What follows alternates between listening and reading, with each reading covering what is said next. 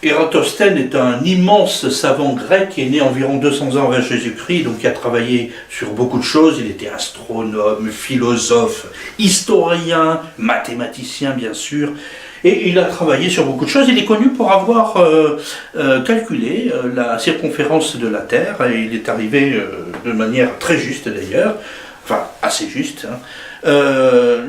Mais il a aussi travaillé sur la duplication du cube. Alors de quoi s'agit-il? Eh bien, vous voyez que si je considère un cube d'arête petit a, eh bien il s'agit de trouver un autre cube d'arête petit b dont le volume est 2 fois plus petit que l'autre. C'est-à-dire en fait, il s'agit de résoudre le problème, a étant donné, une longueur a étant donnée, il s'agit de trouver une longueur b telle que a au cube soit égal à 2 fois b au cube. En fait, il s'agit tout simplement de représenter finalement la racine cubique de 2. Et bien pour ça, Ératosthène a imaginé un petit dispositif géométrique, le mésolabe, que je vais vous montrer maintenant.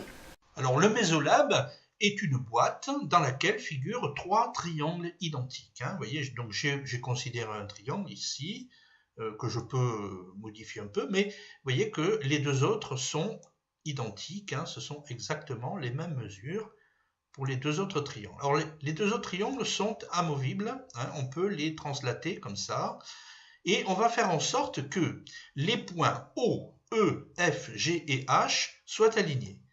On fait en sorte que les points O, E, F et H soient alignés, et ensuite, sachant par ailleurs que on a ici que AE, qui est égal à B, eh bien, est 2 fois plus petit que DH, donc DH est égal à 2B. Alors on va essayer d'aligner. Vous voyez que la longueur B étant donnée,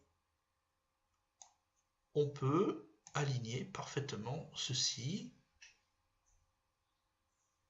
Vous voyez? Non, ce n'est pas parfait, donc c'est un peu long. Voilà. Et lorsqu'ils sont alignés, eh bien, on a le rapport. Alors, A étant égal à BF ici, eh bien, on a A sur B le tout au cube, ou A au cube sur B au cube égale à 2. Autrement dit, la longueur B étant donnée, donc on peut ici avoir un cube d'arête petit b, petit b étant donné, eh bien, à partir de là, on peut trouver la longueur A ici, géométriquement, la longueur A telle que, eh bien, A au cube soit égal à 2 fois B au cube. A au cube égale à 2 fois B au cube. C'est-à-dire que le cube rouge ici est 2 fois plus volumineux que le cube noir. On a réalisé la duplication du cube. Bien, maintenant nous allons prouver que, ici, si je considère le mésolabe, là, avec donc AE, la longueur AE qui est 2 fois plus petite que la longueur DH, vous voyez, B de B, à partir de là, eh bien, je vais démontrer que la longueur ici BF, qui est égale à petit a, donc petit a au cube divisé par B au cube, et on va prouver que ceci est égal à 2. Et bien pour ça, on va utiliser le théorème de Thalès, sachant que dans cette boîte, on a pas mal de triangles semblables dus au parallèle. Ici, vous avez AE qui est parallèle à BF, qui est parallèle à CG, qui est parallèle à DH, mais aussi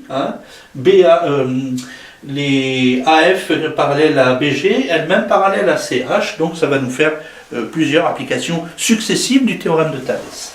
Alors je commence par écrire A sur B. A sur B, eh bien, A sur B, d'après le théorème de Thalès, bien sûr, je vais trouver quoi? A sur B, eh bien, c'est égal à OF sur OE, mais c'est aussi égal à OB sur OA. Donc c'est égal à OB sur OA. Bon. Alors OB sur OA, maintenant, je vais faire glisser avec ces 2 parallèles. Vous voyez que OB sur OA, c'est égal à OG sur OF. C'est égal à OG sur OF. Mais OG sur OF, encore application du théorème de Thalès, on va remonter, OG sur OF est égal à OC sur OB. Égal à OC sur OB. Sans oublier que OC sur OB, c'est aussi égal à CG sur BF. Alors, si c'est G, je l'appelle X, hein, comme dans l'animation. Donc, ceci est égal à X sur petit a.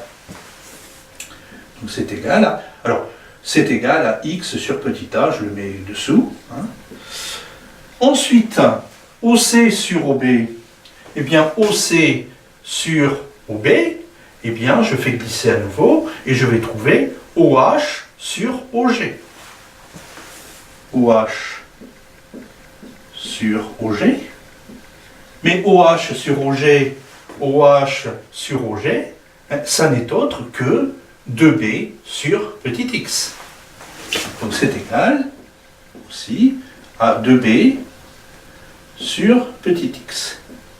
Et bien maintenant, il suffit d'écrire A sur B au cube. Donc A sur B au cube, c'est égal à A sur B, multiplié par A sur B. Mais multiplié par A sur B, donc vous voyez que ici j'ai A sur B, c'est aussi égal à X sur A. Et multiplié par A sur B une dernière fois, mais vous voyez que A sur B est aussi égal à 2B sur X. Autrement dit, au carré, c'est la puissance 3, pardon, bien sûr. Hein. Et donc, ceci se simplifie, bien entendu. Vous avez A qui disparaît, petit b qui disparaît, petit x qui disparaît, en sorte que A sur B le tout au cube est égal à 2. La démonstration est terminée. Donc vous voyez que A sur B, en application du théorème de Thalès, c'est tout simplement égal à OB sur OA, mais aussi c'est égal à OG sur OF, hein, en faisant glisser OG sur OF. Vous voyez, on a changé de triangle ici. Hein. OB sur OA, c'est égal à OG sur OF. Donc A sur B égale à OB sur OA, lui-même égal à OG sur OF. Mais OG sur OF, c'est égal à X sur A. On continue, X sur A, c'est égal à OC sur OB. On fait glisser, OC sur OB, c'est égal à OH sur OG. Mais OH sur OG, c'est égal à 2B sur X.